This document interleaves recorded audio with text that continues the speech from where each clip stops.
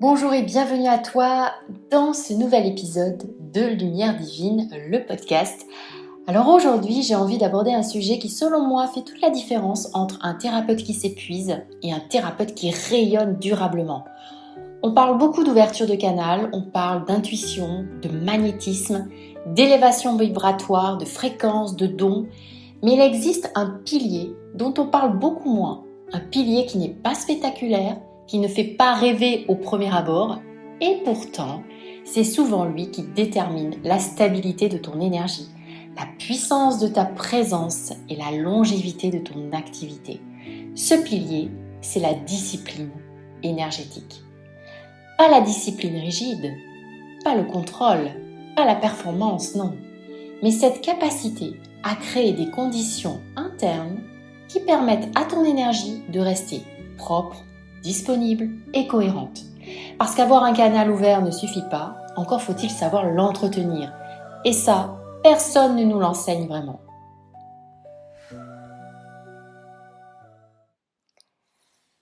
Alors, je ne sais pas si tu me connais, moi je m'appelle Céline et j'accompagne les thérapeutes. Et le plus souvent les thérapeutes qui travaillent avec les énergies. Je les aide véritablement à prendre soin d'eux et notamment à prendre soin de leur corps physique et leur corps énergétique. Parce que c'est indispensable si tu veux briller, si tu veux un canal fluide, si tu veux attirer à toi les bonnes personnes et les aider profondément. Et si tu veux en savoir plus, eh bien n'hésite pas, clique sur le lien que je te mets en description de la vidéo. Ça va t'amener à une autre vidéo où je te dis tout, où je t'explique exactement comment je peux t'aider et comment faire pour prendre un rendez-vous avec moi. Alors je ne sais pas si tu l'as remarqué, mais il existe une idée très répandue dans les milieux énergétiques. Si mon énergie est basse, c'est qu'il y a quelque chose à libérer. Si je ne suis plus inspirée, c'est que je dois attendre. Si je manque d'élan, c'est que ce n'est pas le bon moment. Parfois c'est vrai, mais parfois non. Parfois ton énergie est basse parce que ton système manque simplement de structure. Parce que tu dors peu. Parce que tu accompagnes sans récupération. Parce que tu passes d'une séance à l'autre sans revenir à toi. Parce que tu attends que l'inspiration fasse tout le travail. Et c'est là qu'intervient une notion essentielle. L'énergie aime les espaces qui savent la recevoir. Une grande capacité énergétique sans structure devient souvent de la dispersion. Alors la discipline énergétique, qu'est-ce que j'entends par là ? Eh bien la discipline énergétique, c'est l'art de ne pas dépendre uniquement de ton état du moment pour prendre soin de ton énergie. C'est créer des habitudes qui soutiennent ton champ énergétique. Même quand tu n'en as pas envie, même quand tout va bien, même quand rien ne semble urgent. C'est comprendre que ton énergie ne se gère pas uniquement dans les périodes difficiles, elle se cultive tous les jours. La discipline énergétique pose une question simple. Qu'est-ce que je fais régulièrement pour rester disponible à ma propre fréquence ? Et c'est pas uniquement lorsque tu es épuisé, pas uniquement après une journée difficile, non, tous les jours.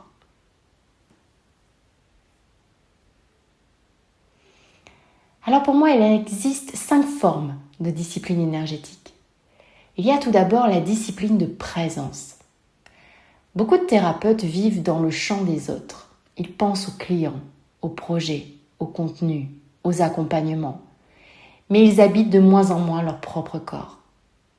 Donc la première discipline consiste à revenir. Revenir plusieurs fois dans la journée. C'est-à-dire observer. Comment je me sens ? Qu'est-ce qui est réellement à moi ? Où est mon énergie ? Parce qu'un canal fort commence toujours par une présence forte. La deuxième discipline, c'est la discipline des limites. Toutes les pertes énergétiques ne viennent pas d'attaques extérieures. Beaucoup viennent de limites insuffisantes. Par exemple, dire oui alors qu'on veut dire non. Répondre en permanence. Prolonger les séances. Donner plus que prévu. Rester disponible émotionnellement pour tout le monde. Eh bien, à force, tu comprends bien que ton système énergétique apprend qu'il doit rester ouvert en permanence. Et un canal constamment ouvert finit par se fatiguer. Troisième limite, la discipline du nettoyage. Beaucoup attendent de se sentir lourds pour nettoyer leurs énergies. Imagine faire cela avec ton corps. Attendre plusieurs semaines avant de prendre une douche. Ça pourrait paraître absurde, non ? Eh bien pourtant, énergétiquement, beaucoup fonctionnent ainsi. Le nettoyage n'est pas une réparation, c'est un entretien. Ça peut être la respiration, le mouvement, le silence. Ça peut être une visualisation, l'écriture, la marche, des moments seuls, des pratiques peut-être énergétiques. L'important n'est pas la méthode, c'est la régularité. La quatrième discipline, c'est la discipline de récupération. Recevoir n'est pas récupérer. Se reposer n'est pas récupérer. Scroller n'est pas récupérer. Ton système énergétique a besoin de moments où il n'émet plus. Plus de contenu, plus de clients, plus d'informations, juste de la régénération. Beaucoup de thérapeutes cherchent à augmenter leur capacité alors qu'ils auraient surtout besoin d'augmenter leur récupération. Et la cinquième, eh bien, c'est la discipline de cohérence. Je dirais que c'est probablement la plus subtile. Faire correspondre ce que tu enseignes avec ce que tu incarnes. Alors, pas dans la perfection, non, dans l'honnêteté. Parce que chaque décalage permanent consomme de l'énergie. Quand ton discours, ton activité, ton rythme ne sont plus alignés, eh bien ton système énergétique travaille davantage pour maintenir quelque chose qui n'est pas fluide. La cohérence libère énormément d'énergie. Alors on croit souvent que le magnétisme vient du charisme ou d'un don particulier. Mais observe les personnes qui dégagent quelque chose de puissant. Très souvent, leur énergie est stable, présente, ancrée, disponible. Elles ne rayonnent pas parce qu'elles font plus, elles rayonnent parce qu'elles perdent moins. La discipline énergétique crée cela. Elle réduit les fuites, elle augmente la clarté, elle fluidifie le canal. Et plus ton canal devient stable, plus ta présence devient perceptible. Et il y a un piège que j'observe souvent. Plus un praticien développe sa sensibilité, plus il peut devenir dépendant de ses ressentis.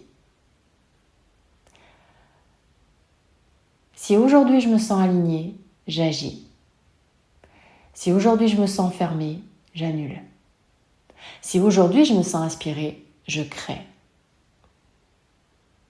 Mais la maturité énergétique, c'est aussi apprendre à devenir un espace fiable pour son énergie.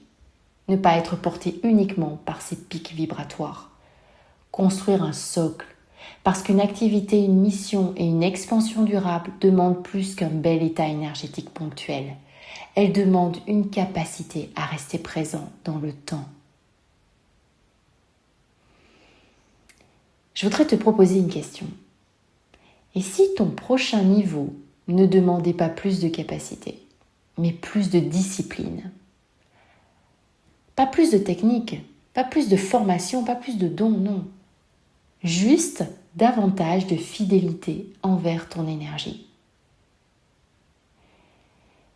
Quelles seraient les 3 habitudes non négociables qui soutiendraient ton canal? Celles que tu maintiens même quand tout va bien, même quand personne ne regarde, même quand ton agenda est plein. Car c'est souvent là que se construit le vrai rayonnement.